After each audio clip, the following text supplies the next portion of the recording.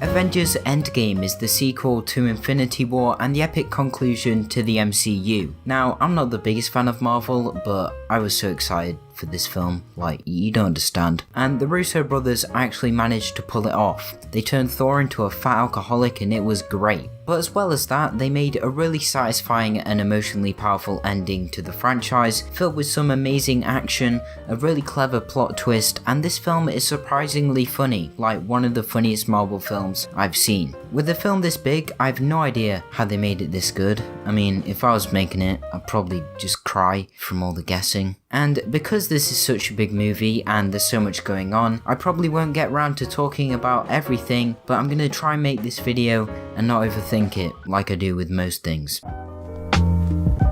This film is basically 3 movies in one. You've got the first part, which is a depressing post-apocalyptic film showing the aftermath of Thanos clicking his fat fingers. And compared to the rest of the movie, this part is very slow paced, and as much as I don't want to say it's boring, it is pretty boring. I mean, you do get a lot of nice character development, but seriously guys, would you rather watch an epic fight scene or Iron Man saying goodnight to his daughter? The second part of this movie is a time travel heist film, which was a really cool surprise, and it actually worked really well. Like, usually, if you put time travel in your film, chances are that there's probably going to be some sort of loophole, or something like Back to the Future that I don't understand. Are you telling me that you built a time machine?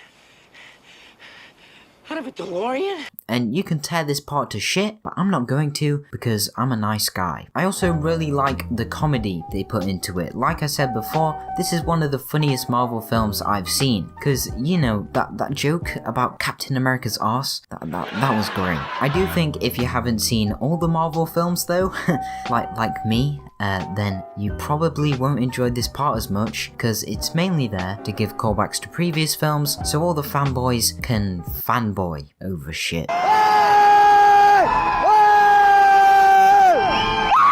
And because of that, this movie doesn't really stand alone, but I still enjoyed it though, so that's the main thing. And finally, there's the epic battle between Thanos and his army and the Avengers and a shit ton of other people. Now, to be honest, the Avengers should have completely destroyed him, like straight away, but come on.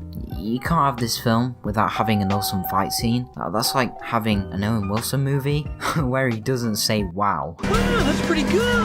Wow. Wow.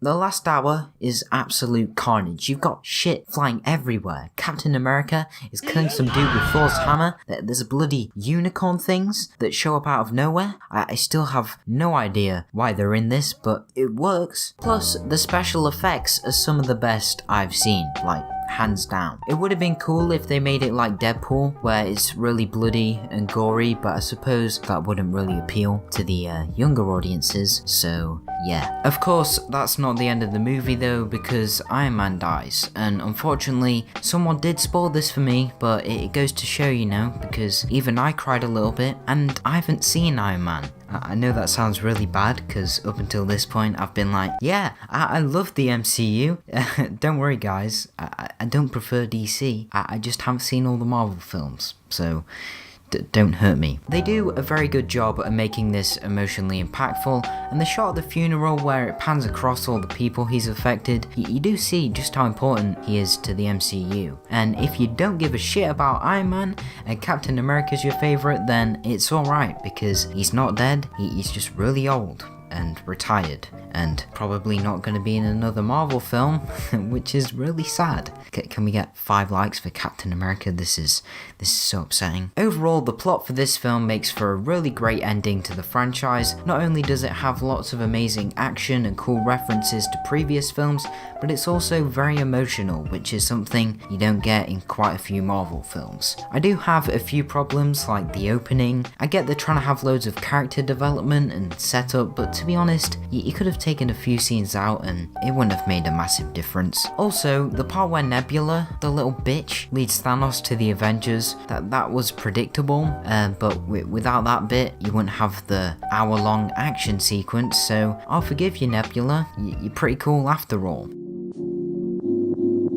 One character they did a lot with in this film is Hawkeye. Now, I know Hawkeye isn't as popular as Iron Man or Captain America, but compared to Infinity War, he does have a lot more development. Obviously, Hawkeye starts the film having a picnic with his family until they all disappear. And throughout the film, and mainly in the first act, you do begin to feel sorry for him and the situation he's in. In fact, one of my favourite things about the Avengers is they seem more like humans rather than superheroes who just punch shit. And don't get me wrong, I do love a bit of punching shit, but it is good that they include stuff that give more depth to the characters as well. Like Iron Man has a family now, and his daughter says, "I love you 3000," and now everyone and their dog is quoting it, you know? It was funny the first time, guys, but it gets old really quick, like come on. Unfortunately though, Hawkeye isn't the one that dies when him and Black Widow go and get the Soul Stone. It would have been cool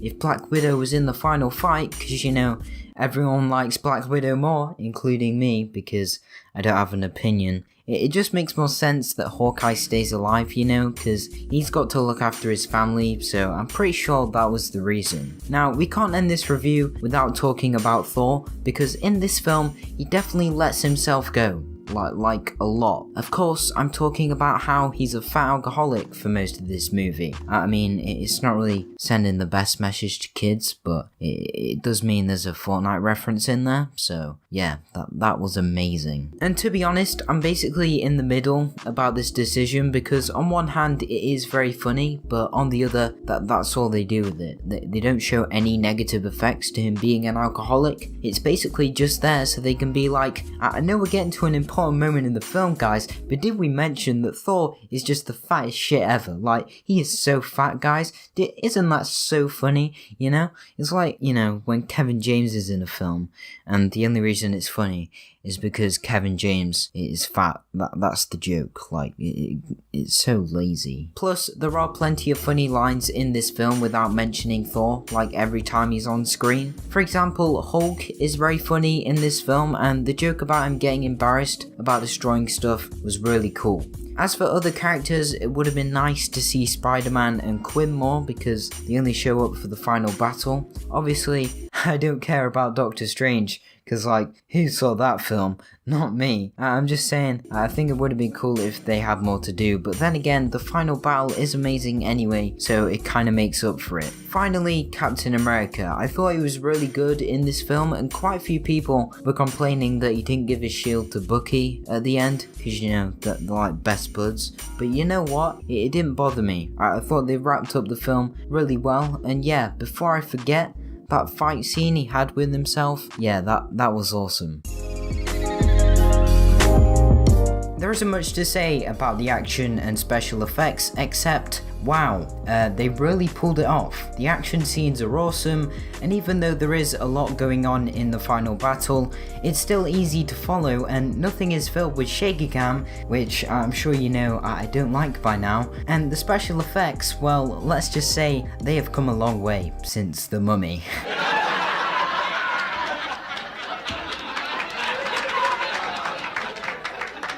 It's really amazing what they can do now with CGI, and Marvel keeps setting the bar higher and higher. Like, the special effects team definitely had a tough job, because more than half the shots in this film involve CGI, like a lot more. Of course, nothing's perfect though, and I'm not really a big fan of the way Thanos looks. He just looks a bit ugly, to be honest. I mean, it didn't bother me as much as Infinity War, but it did. Also, there are a few shots with Captain Marvel that look a bit fake, but I suppose they had to cut down somewhere, right? Like, they've got to save the budget for the end fight. So those were some thoughts on Avengers Endgame. If you haven't seen it yet, which I'm pretty sure you will have done, like where have you been? It's very good and definitely worth the 3-hour runtime. Now, I know this review is a bit late, and I have been away for nearly 2 months now, but I'm going to try and upload more, even though I have a music exam in 2 weeks. Yeah, I should probably start revising for that. Speaking of exams, OCR, what the hell is that drama exam? Like, improvisation techniques? Okay, yeah, so I'm getting a bit off topic here. If you did enjoy that review, then be sure to leave a like or subscribe. I don't really care. And yeah, I'll see you in the next one.